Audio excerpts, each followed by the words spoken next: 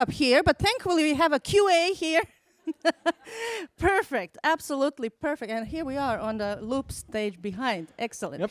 Okay. Do get people back. So yeah, it has been a glitch in the program in the sense that a bit of here and there, like when we were reassembling talks due to rearrangements with Audi, this can happen.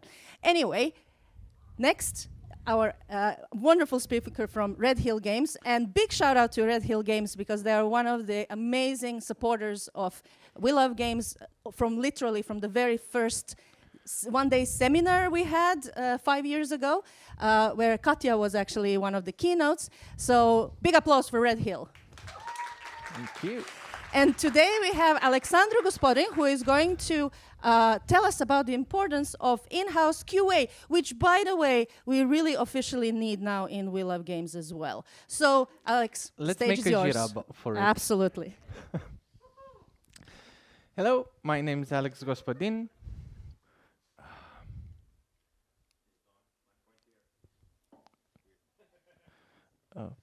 Yeah. Okay. So my name is Alex Gospodin. I'm a senior QA specialist at Red Hill Game currently. I've been working in game development for the past kind of 7 years. I'm not exactly sure due to the pandemic, my time is kind of missing a bit. I started my career at Ubisoft Bucharest as a junior QA specialist, and then I made the jump to Finland.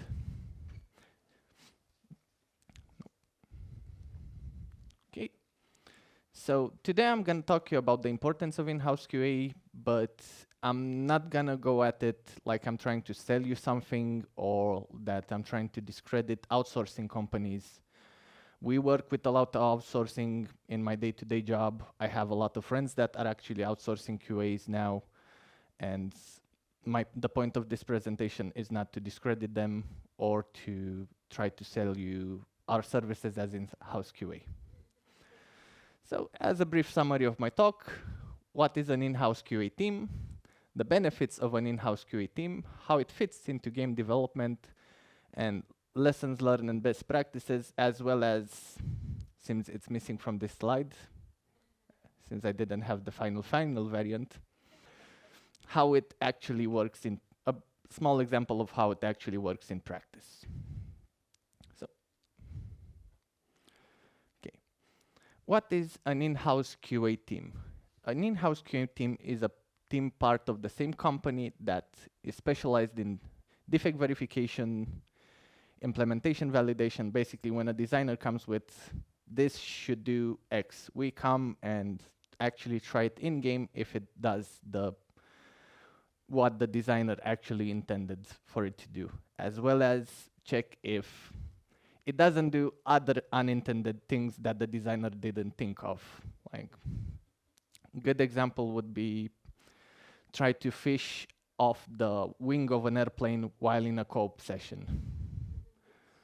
And with that, not even the game knew what it was supposed to do, so it crashed. Okay.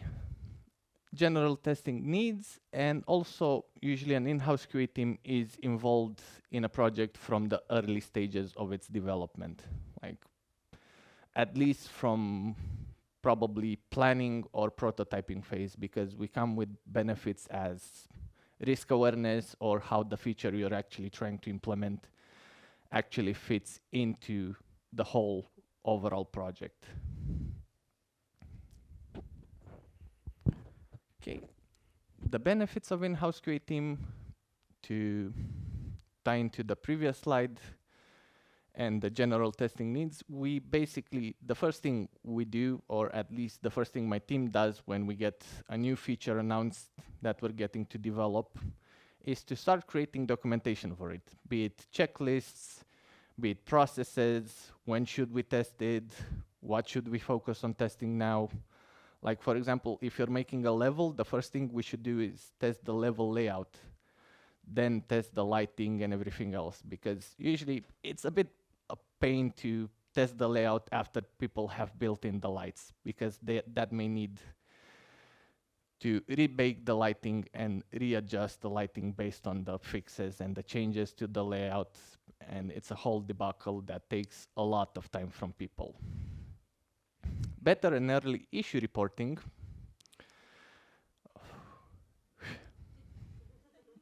Need to catch my breath a bit.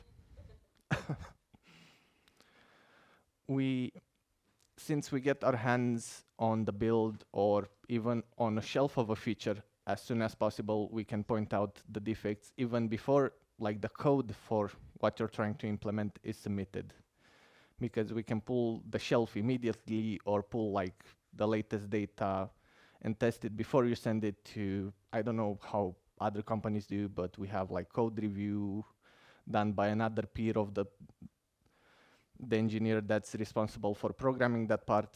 So they can ping us and say, hey, can you pull this, check if it breaks anything. I'm not exactly sure if it's actually working as intended. So we pull the code, we verify it, we submit or point out the defects, and then he feels a bit more confident when submitting it for review. And also, this would actually prevent us from doing a lot more work in the future after that fix or that code gets into an actual build. Proactive I should use easier words for me. Proactive approach to the end result. At least I enjoy what I do. I enjoy working on the projects I'm currently working and on the projects I worked in the past.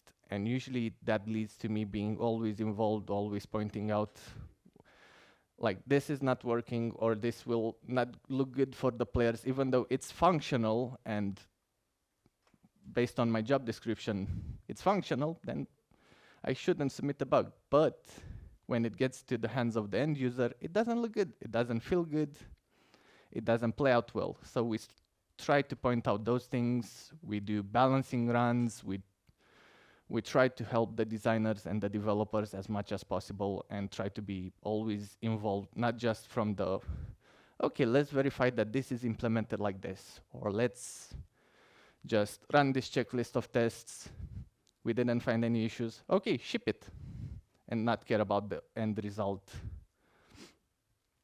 to the users.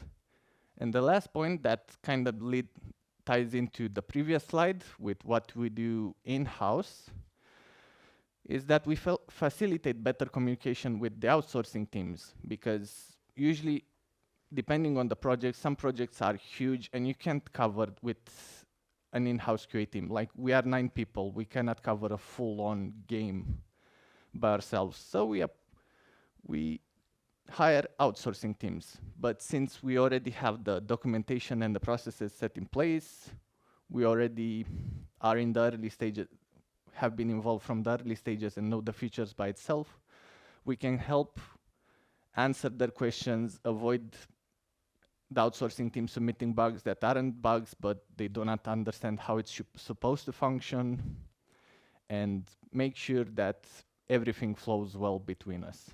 Like, it's not a competition. We don't feel that they are replacing us. It's basically they are helping us do our job to the fullest. Okay. How it helps into in-game development. And the first point is one of my favorite things that I end up doing most of the times. It's a thing called rubber ducking. And if you don't know, it was a story about a programmer that usually carried a rubber duck with him. And every time he found a glitch in his code, he would explain to the rubber duck exactly what's happening in simple terms as possible and ironing out what exactly the issue is. So at least for my team and for my developers, I'm usually the rubber duck to whom they explain stuff, be it code, be it design, and together we find out what's actually not going well.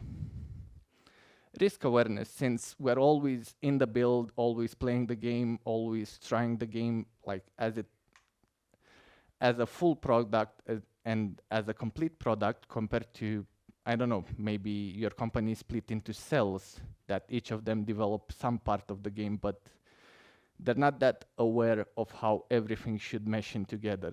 We can point out everything that's, I don't know, maybe one of the designers wants to make a gun that shoots rubber ducks, to tie into the previous point. But you're making a very serious game about aliens on a crashed planet. I'm sorry, I wanted to reference Returnal. Another is facilitating playtesting. Usually my team helps in organizing playtests company-wise for all the company, even the departments that are not involved into the games development are aware of what we're making. And like a good chef in his kitchen, tastes their own food. Growing talent in your company. This is a bit of a controversial subject because there's a lot of people that think that, okay, I'm gonna join a QA team and from there I'm gonna build a career into design or something else. But this is not my point. My point is that sometimes you'll see people that join a QA team because they want to be a QA, but they also have skills for other departments, be it management. I've met a lot of producers that have their start in QA because we're kind of intertwined with them the most. Even game designers that started in QA because they kind of found their passion towards that after 15, 20 years in doing QA. And last but not least, asking questions that the creator has not thought of. A good example was the previous point of what happens if you fish off the wing of the airplane. But I have another good point from the first project I worked on, which was a winter sports game that had 3 types of fast travel. Once you can fast travel normally by clicking somewhere on the map. You can fast travel directly to sport events or fast travel through the customization menu to the challenges associated to one item. And my question was, what happens if you fast travel through the menu from an item from one discipline to another?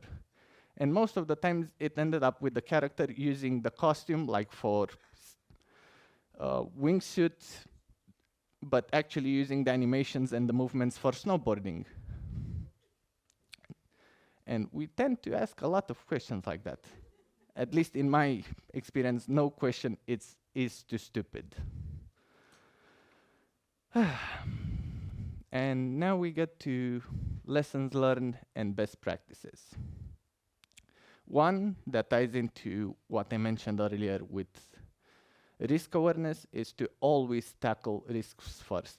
If we mention, even though it's in prototype state or in planning state, that this will not fit into the game or this will affect our release on a platform, we should tackle those and try to find a way to actually make it work, that when it comes to testing, we don't have to spam the Jira base with a lot of bugs that are exactly the point we made in the beginning.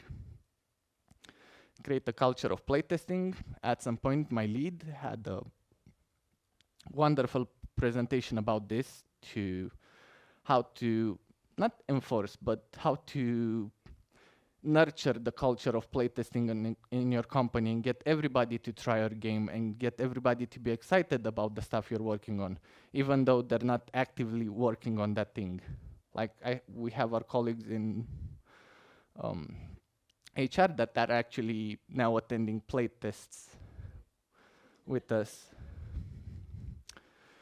The feedback provided is actually valuable, since again, tying into our awareness of the whole project, when we try to provide either a designer or a coder or an artist with feedback, be it the way you implement the lighting, it's too bright and may cause visual issues to the players and stuff like that. Try to look at it in a way that you'll always find something valuable in it. And my favorite, try to think like a player. Usually when a project I work on launches, I tend to spend at least a day watching Twitch streamers and other channels, just watching people play it And I've seen some weird ass behaviors, like people just trying to hit everything with a shovel in Far Cry 5 and just very weird behaviors. And usually we have to take that mentality into account and always be spontaneous when we think about how to approach testing something.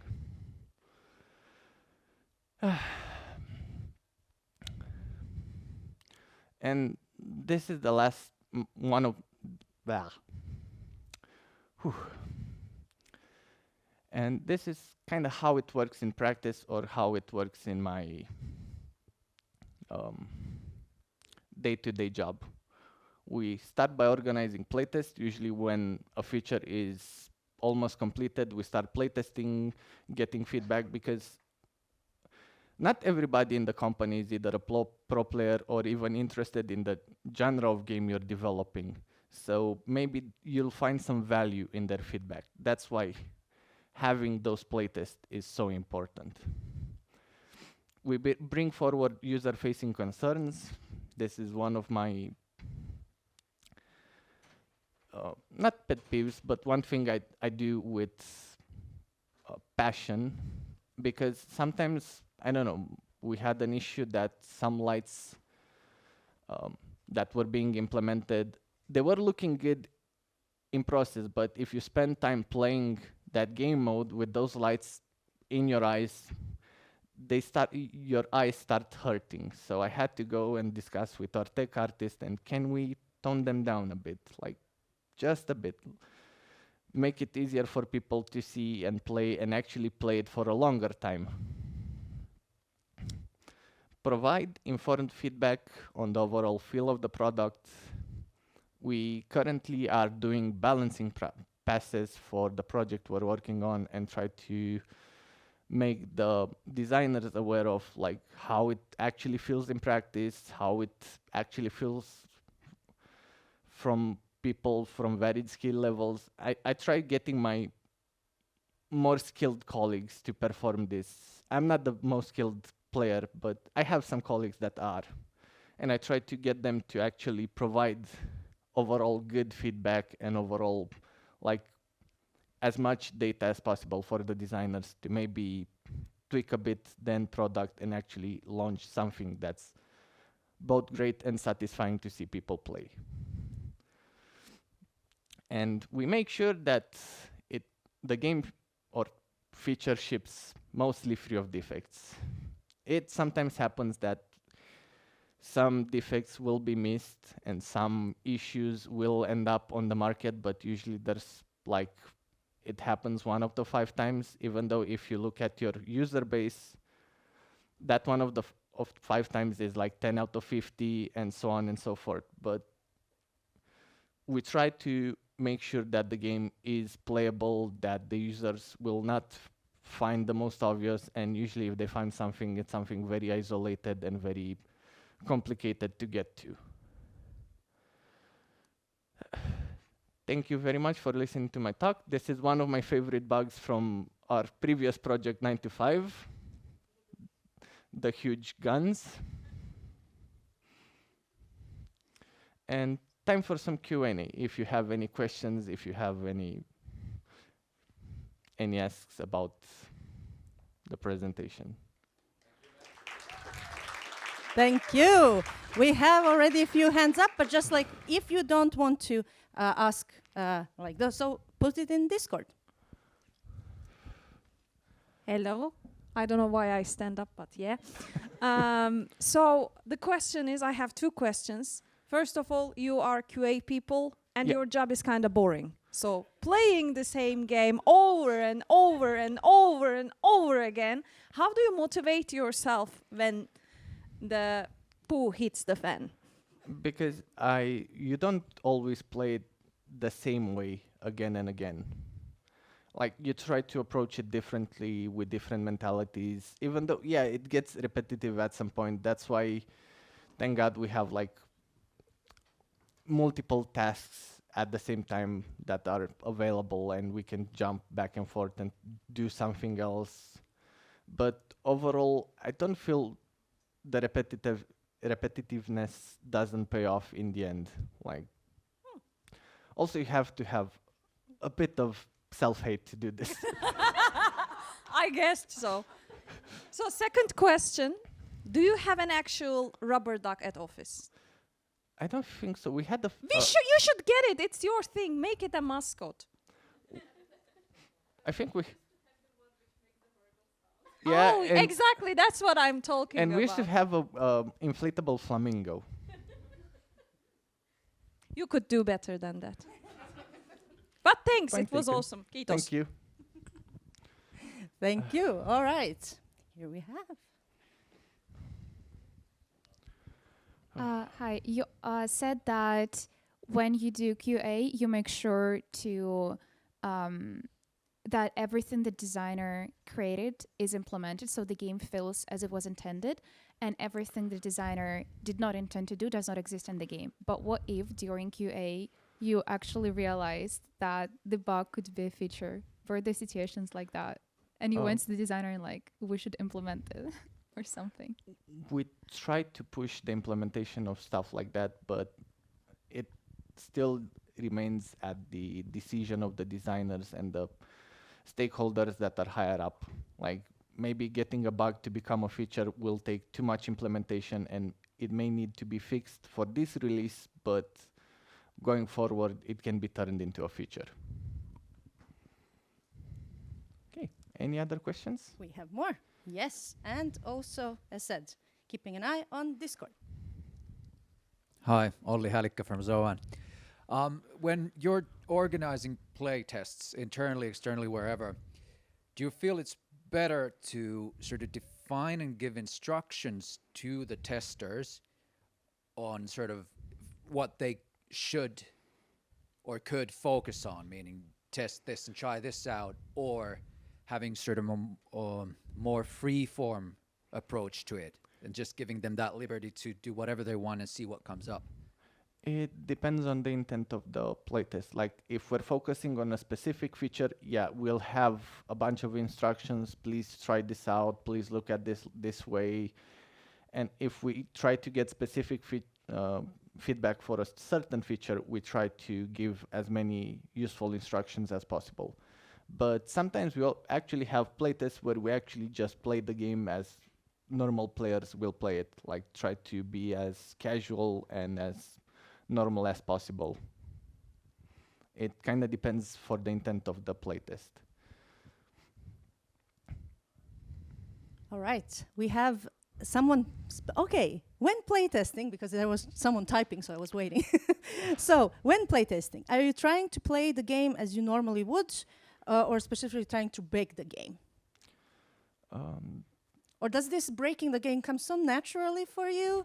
It's like special power that just like you come to the room, kaboom, like this. I don't want to say that's kind of my special power, but usually when I'm in the room, something will definitely break. So you're the most loved person in the team. Yes. But So yeah. to answer that question and also reiterating on what I said earlier, it depends on the intent of the playtest. Sometimes we just want to play the game as normal users will be. We still ask people to report whatever issues they find and whatever breaking, whatever, and also point out where the game is actually breaking, if they've been doing something specific or something we weren't expecting them to do. But again, it's depending on the intent of the playtest. Is it normal play or is it specifically focused on a feature? Yeah, and I have one more question, and I promise again I'll be nice. When as a person, as a player, because you're also a gamer yourself, and I'm not talking now in the current position, but generally when you're playing other games, can you switch off specific kind of this sort of? Sometimes. Or then you kind of go like. If I find something funny to reproduce, I'll try to get it to reproduce. If it's just something breaking, I'll try to ignore it and just continue my playthrough. And this is one of the reasons it took me 3 years to finish The Witcher 3. Yes, I can see why. Yes, but it was worth it. Yeah. I mean, that's the whole point. Yes, amazing. Yeah. So, trying to get those lenses off, but at the same time, yeah, I mean, it is, as you said, you have this as a superpower. So, but this is It's- fantastic. So for those who are going to potentially, how many we have maybe QAs in the house here? Okay, at least one. So yeah, if you are considering getting to the this kind of track and as a career, maybe come and talk to him, rub off that some skill to break stuff, because that is really important. No matter that all the joking, that kind of most loved person in the team, it's really one of the most valuable things to have in the team, that you can really get these bugs before anywhere else goes out to play test, or even with external Q&A or whatever else different kind of Q&As you're doing. But yeah, so as we are now running out of time, you can continue discussing with Alex. Is here whole I'll day. be here all day, so if you find me... Exactly. Just let's continue discussions. And now we are going to have a lunch break. So thank you once again for joining. And then we continue at 1 o'clock. Here we have the next speakers. And then audio workshop, second floor, room Aura. Follow the lines or ask our volunteers to guide you.